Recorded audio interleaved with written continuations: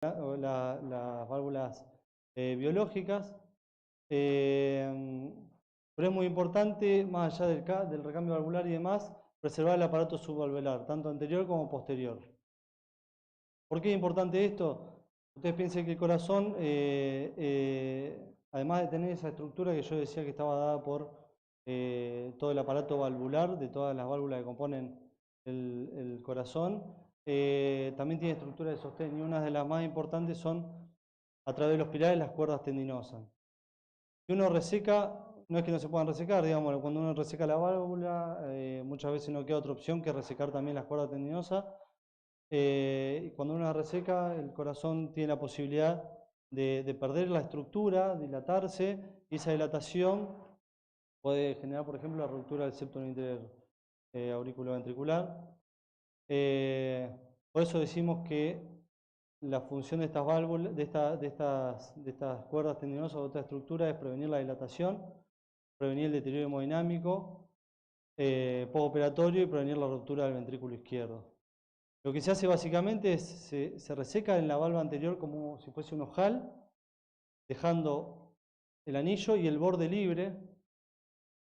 En la valva posterior se puede hacer lo mismo, hay muchos cirujanos que lo hacen directamente, es tomar la valva posterior con los puntos. Pero en el caso de dejar el ojal, lo que se hace es pasar el punto por el borde libre y pasar por el anillo, de manera de comprimir esa estructura, preservar las cuerdas y poder colocar la válvula sin que la válvula se vea afectada en su funcionamiento. Ahora voy a hablar un poquito de la válvula aórtica. De nuevo, para hablar de válvula aórtica hay que saber un poquito de anatomía.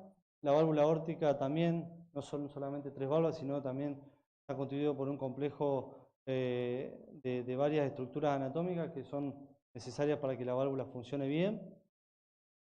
Y son las 3 válvulas, justamente las 3 cúspides, que son las cúspides, son la zona de la unión de cada una de las válvulas, los 3 senos coronarios o senos de Valsalva, todos los cuales tienen la desembocadura, como ustedes ya saben, de las arterias coronarias, derecha e izquierda. El anillo, que tampoco es un anillo anatómicamente definido, tiene una forma particular, y está constituido por las comisuras y el nadir.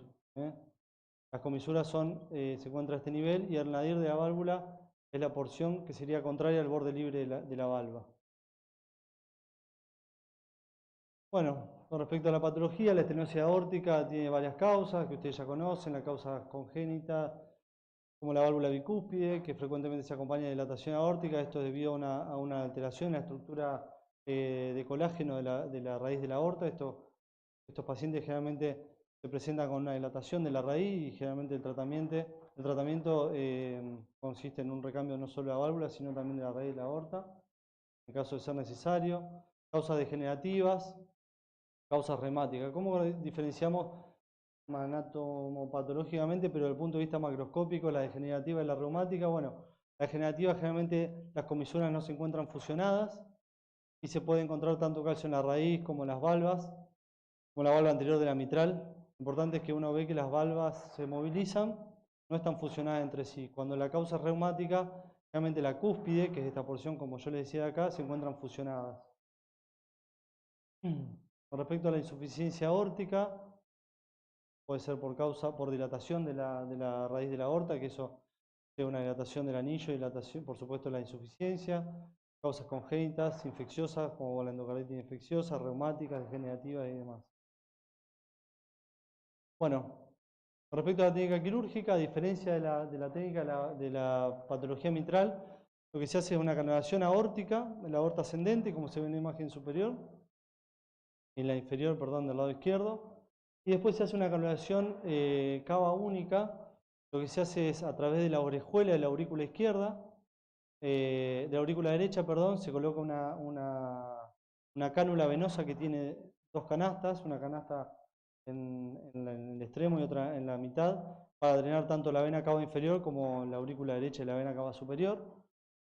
Y se coloca también un venteo, que el venteo, eso depende mucho también del gusto del cirujano, pero el que más frecuentemente se usa es el de la arteria pulmonar, perdón, de la vena pulmonar superior derecha. Algunos usan la raíz de la arteria pulmonar, algunos usan la punta del ventrículo izquierdo. En definitiva, lo importante es lograr digamos, derivar hacia la bomba el remanente de sangre que no puede succionar, digamos, la bomba en sí mismo para que el cirujano pueda tener un buen campo quirúrgico. Y por supuesto se hace la cardioplegia tanto anterior como retrógrada. ¿Por qué remarco acá la cardioplegia por seno venoso? Bueno, muchas veces la patología, la insuficiencia valvular aórtica, no se puede, si la insuficiencia severa no se puede hacer la cardioplegia de manera anterógrada, porque ustedes piensen que cuando uno pone el clamp de aorta, por debajo obviamente de la canulación aórtica, forma como una especie de cámara de presión donde uno inyecta la cardioplegia. Si esa válvula no es suficiente o no coapta bien, esa cardioplegia va a parar al ventrículo izquierdo, o sea que la inyección de la cardioplegia no sería efectiva. Eso lo solucionamos inyectando la cardioplegia a través del seno venoso de manera retrógrada. Bueno, una vez hecho todo esto y con el paciente en bomba, lo que se hace es la ortotomía transversa. Hay varios tipos de ortotomía también. La más utilizada es la transversa cercana a la unión sinotubular, en aortas que están dilatadas y que uno va a hacer un tratamiento de plástica, digamos, de aorta, se puede hacer una ortotomía longitudinal, pero la más utilizada es la ortotomía transversa. La ortotomía transversa en general se hace en sentido oblicuo, no recto, porque nos da la posibilidad de extendernos hacia el anillo, porque como ustedes saben existen distintas técnicas para ampliar el anillo y si uno quisiera utilizar alguna de esas técnicas tendría que tener una ortotomía que nos permita decidirlo en el momento. Por eso en general tiene una incisión más bien oblicua que transversa propiamente dicha, ¿no?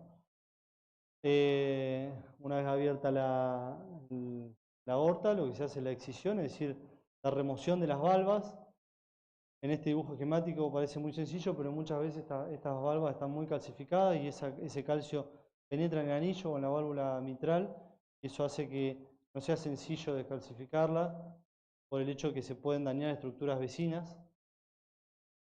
Una vez hecho eso, se hace el lavado de la cavidad generalmente con solución fisiológica y después se realiza el anclaje de los puntos. Una vez colocados los puntos, que ahora vamos a ver una imagen, se pueden poner de distintas formas. Se realiza la medición del diámetro del anillo para ver el tipo de válvula que vamos a colocar. Una vez decidida la válvula, se abre la válvula y se pasan los puntos por la pollera de la misma. Una vez pasados los puntos, se baja la válvula, se anuda, se corta y queda el procedimiento finalizado. Es muy importante controlar la posición en la válvula, en las válvulas mecánicas. Y se dice que los dos leaflets tienen que estar orientados de manera perpendicular al septum interventricular, porque de esa manera se logra la mejor área efectiva para permitir el mejor flujo de sangre. Lo mismo que en las válvulas mitrales. La válvula mitral, cuando es biológica, se coloca una pata en sentido medial y posterior, y si no, se coloca la válvula mecánica mitral de forma antianatómica, es decir, no transversal como uno la ve, sino perpendicular a ese eje. Y luego, por supuesto, el cierre de la ortotomía.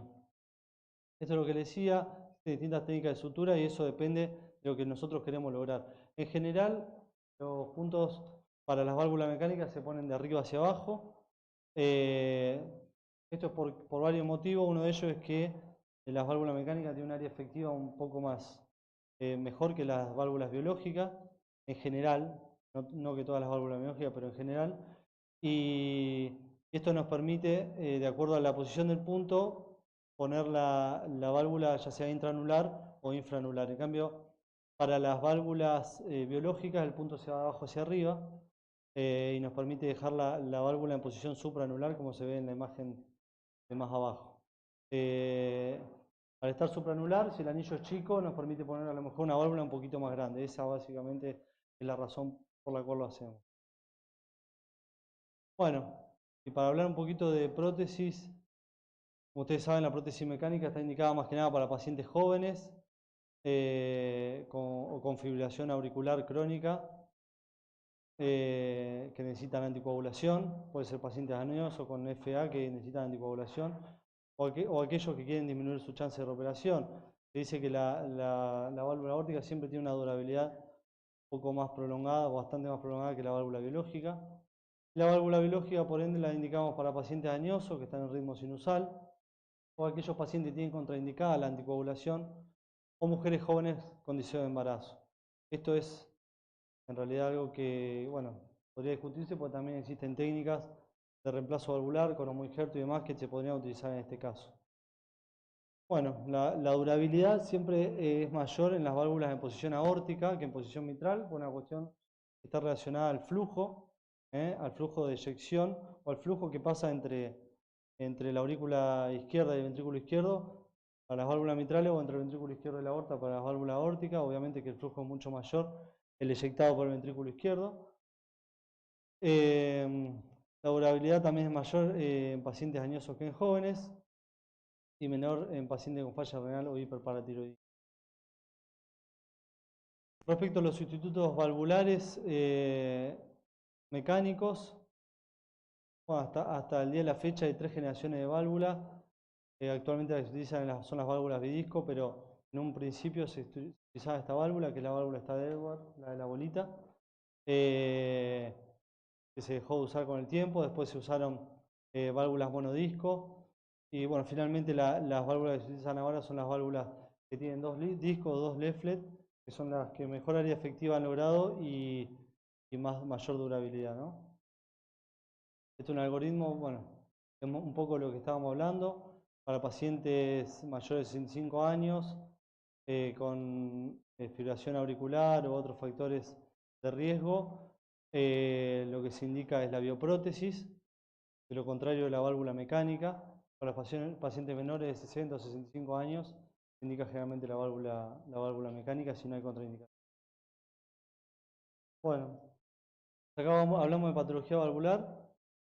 Ahora voy a hablar un poco de lo que es la cirugía de revascularización miocárdica. La idea es dar un enfoque general de las enfermedades más frecuentes que nosotros tratamos. ¿En quién está indicado? Hay indicaciones, la cirugía de revascularización miocárdica tiene indicaciones clínicas y anatomofisiológicas. Las indicaciones clínicas son las que ustedes ya conocen: la angina inestable que no responde al tratamiento, ángulo de clase funcional 3 o 4, angina postinfarto agudo de miocardio, isquemia o inestabilidad hemodinámica post-angioplastia. Un llano de evolución, bueno, para esto sabemos que hay tratamientos precoces y más rápidos. Complicaciones mecánicas del IAM. Pero las que más me interesan son las indicaciones anatomofisiológicas. Está indicada una cirugía coronaria cuando una lesión de tronco mayor al 50%, enfermedad de 3 vasos, enfermedad de 2 vasos equivalente de tronco, es decir, con lesiones ostiales, o de 2 vasos con lesión de la descendente anterior crítica proximal. Cuando hay deterioro de la función sistólica del ventrículo izquierdo, pero con evidencia de isquemia reversible, o en una prueba de talio dipiriamol positiva previo a una cirugía mayor con lesiones angiográficamente significativas, o lesiones críticas durante otras cirugías cardíacas que necesiten también revascularizar. Y también existen contraindicaciones. Cuando está contraindicada una cirugía coronaria, cuando hay afección severa y difusa del árbol coronario, cuando hay un ventrículo izquierdo severo y el miocardio es no viable, obviamente. Enfermedades sistémicas avanzadas como el pronóstico, como puede ser el cáncer, en un estadio avanzado, por supuesto. Edad avanzada con deterioro multiorgánico o ausencia de conductos viables. Esto no es un dato menor y por eso vamos a hablar de los conductos. Hay ciertas premisas que nos van a decir cuándo un conducto es ideal. Obviamente hay pocos, sino uno de los conductos que va a alcanzar, digamos, lo más cercano a esto. ¿Y cuándo un conducto es ideal? Bueno, que ese conducto es la arteria mamaria interna izquierda, que ya la vamos a tratar. ¿Cuándo un conducto es ideal? Cuando tiene largo suficiente para el puente que vamos a realizar, cuando tiene un diámetro interno de 2 a 3 milímetros, cuando hay una coherencia entre el diámetro del vaso coronario y el vaso que uno va a utilizar como conducto, una relación 1 a 1 o 2 a 1, con un espesor parietal menor a 1 milímetro, que esté libre de ateroma o calcificaciones, mejor si es pediculado, es decir, usarlo in situ, es decir, por ejemplo, cuando uno diseca la arteria mamaria izquierda, y después le voy a mostrar fotos, uno utiliza generalmente la arteria mamaria interna izquierda de un extremo hacia la anastomosis y el extremo contrario, la válvula, perdón, la arteria cae de manera pediculada desde su origen, que es la arteria subclavia izquierda, ¿no? Y eso permite un mayor flujo de la arteria y por ende una mayor durabilidad del injerto, ¿no? Y que tenga una permeabilidad acumulativa mayor al 80% a los 10 años. Bueno, primero hablar de los conductos venosos. El más utilizado es la vena safena interna, se puede usar de cualquiera de las dos piernas.